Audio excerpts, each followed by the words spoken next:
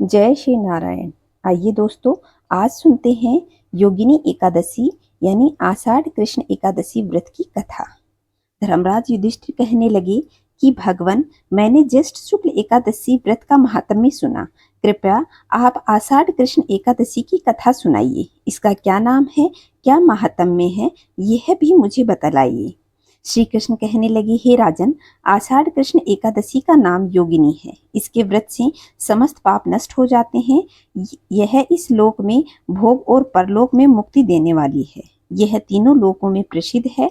मैं तुमसे पुराणों में वर्णन ये कथा को सुनाता हूँ, ध्यान पूर्वक सुनो। स्वर्ग धाम की अलकापुरी नामक नगरी में कुबेर नाम का एक राजा राज्य करता था। वह शिव भक्त था और प्रतिदिन शिव की पूजा किया करता था। हेम नाम का एक माली पूजन के लिए उसके यहाँ फूल लेकर आया करता था। हेम की विशालाक्षी नाम की एक सुंदर स्त्री थी।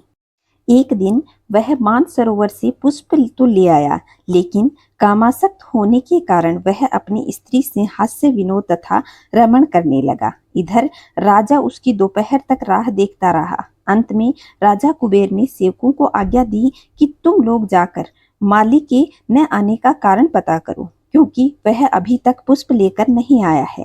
सेवक ने कहा कि महाराज, वह पापी अति कामी है, अपनी स्त्री के साथ हास्य विनोद और रमण कर रहा है।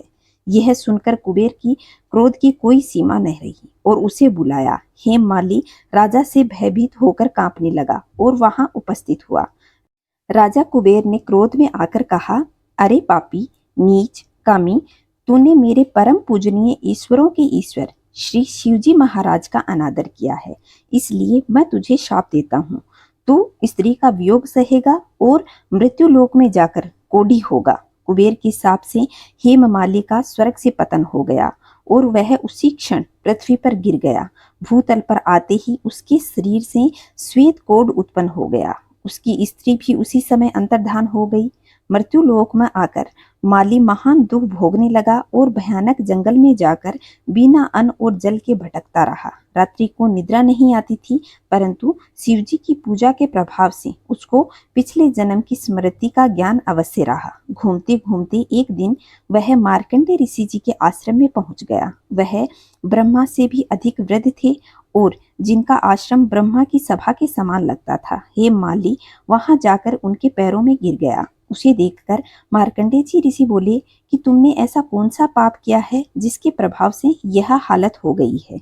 हेममाली ने सारा वृतांत कह सुनाया। यह सुनकर ऋषि बोले कि निश्चित ही तूने मेरे सम्मुख सत्य ही वचन कहे होंगे, इसलिए तेरा उद्धार करने के लिए मैं तुम्हें एक व्रत बताता हूँ। यदि तू आषाढ़ मास के कृष्ण पक्ष की योगिनी नामक एकादशी का विधि पूर्वक व्रत करेगा तो तेरे सब पाप नष्ट हो जाएंगे। यह सुनकर हेममाली अत्यंत प्रसन्न होकर के मुनि से साष्टांग प्रणाम किया और मुनि ने उसे स्नेह से उठा लिया। हेममाली ने मुनि के कथनानुसार विधि पूर्वक योगिनी एकादशी का व्रत किया। इस व्रत के प्रभाव से अपने पुराने स्वरूप में आकर वह अपनी स्त्री के साथ सुखपूर्वक रहने लगा। भगवान श्री कृष्ण ने कहा, हे राजन, यह योगिनी एकादशी का व्रत 88,000 ब्राह्मणों को भोजन कराने के बराबर फल देता है। इसके व्रत से समस्त पाप दूर हो जाते हैं और अंत में स्वर्ग की प्राप्ति होती है।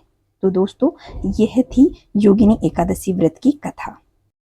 व्रत किस तरीके से करना है, क्या पूजा विधि है, वह समस्त चैनल पे उपलब्ध करवा दी गई है। आप उस वीडियो को भी देख सकते हैं। उसका लिंक मैं डिस्क्रिप्शन बॉक्स में दे दूंगी और आई बटन में दे दूंगी।